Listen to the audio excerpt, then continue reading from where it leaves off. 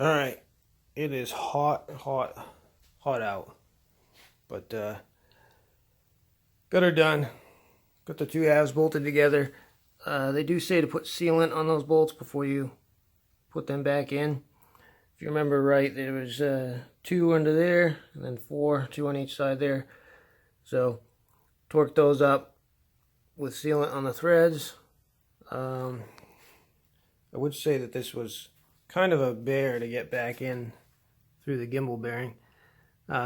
Just had a hard time getting those splines to line up.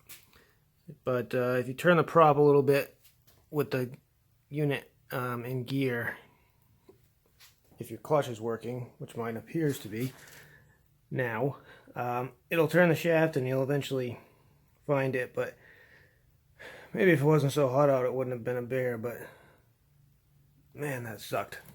Anyways, it's bolted up. I forget the torque on these, but you have to do it in a cross pattern and do it in steps, 25 foot-pounds and then 50 foot-pounds. So yeah, cable's hooked up. Back through there, there's the new cable. Shifts like butter. Way easier than it was before. Starting to wonder if that's why my clutch went bad to begin with. Is that the cable just wasn't engaging the clutch enough. But I'm going to take it on the lake tomorrow for a test drive. I'm going to let this epoxy paint cure a little bit more before I submerge it. And then one other thing, while you have this off, you really should do the gimbal bearing. There's the grease fitting there, but from what I read, you've got to take the drive off and pump it in the gimbal bearing. Pump all the old grease out and then clean it up. Which I didn't do. I didn't realize I should do that till after it was on, and I'm not taking it off, so some other time. Should really do it though. It's pretty important. So that's it. But like I said, I shifted in gear and it seems to grab right away, whereas before I could move this prop, you know, almost a full turn before it would grab. It's in neutral right now. So neutral seems to be nice and smooth. And reverse and forward grab immediately, which is a good sign. But we shall see tomorrow.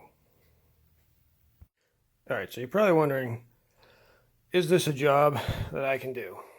Like I said, the jury's still out on whether I actually fixed it or not, but I got a good feeling that I did. I did have some help from people on iBoats forums and, you know, the service manual and just a lot of research, but, you know, it's all out there. It's just spread all over the place. That's kind of why I made this video, but here's some things that you know, this is going to let you know whether or not you really want to tackle this job. You got to have this, no doubt about it. You're not going to be able to lap that bottom gear unless you pull it. You're also not going to be able to remove the springs and clips, I don't believe. So you got to have this tool. Cheapest I found it was $160. That absolutely sucks. Ridiculous, but I don't see a way around it. You got to buy the tool or make one like I did. You know, if you have a welder, I have 25 bucks into this. You know, bought the spline piece, welded it on. This is awful. I could have done a better job if I wasn't rushing, but got to make one of those. And then you absolutely need to make something like this. Got my plate with my, again, awful welding, but did the job. It's able to hold that unit while you torque on it. Got to have that. Got to have a torque wrench. And you got to make something like this, unless you have a different idea with an engine hoist or something. But I found that pretty useful. So, and a dolly. Anyone can make those. That's it. Other than that, really all tools that, you know, any guy with a set of tools in a toolbox will have. And then the other thing that really hurts is buying a new clutch. That was about 250 bucks. Not cheap. You know, gasket sets, 50 bucks a piece. I'd probably have about, I don't know. I had to buy a new torque wrench and stuff, so if I don't count that, tools that, you know, you might already have, you know, I want to say I got about 600 into it. So, but from what I understand, shops are getting over 2K for the job, and who knows if they're actually lapping the cones or if they're just slapping in a new clutch. I don't know. Certainly learned a lot, but that's what you're up against. Not the easiest of jobs, but maybe if you factor in all my time, I should have just brought it to a shop. But here's what it is.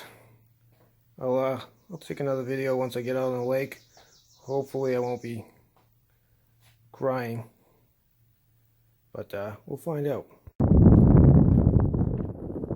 Alright, just took her for a rip.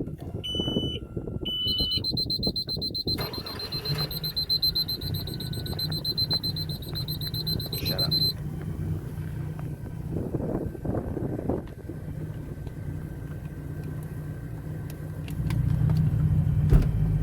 Nice positive clunk.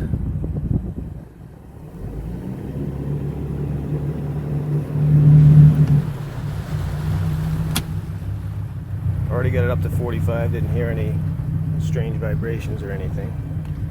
So reverse. Clunk.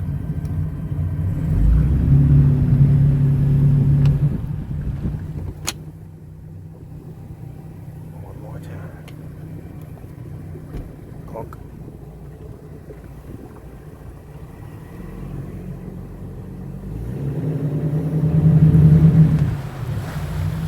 She's good.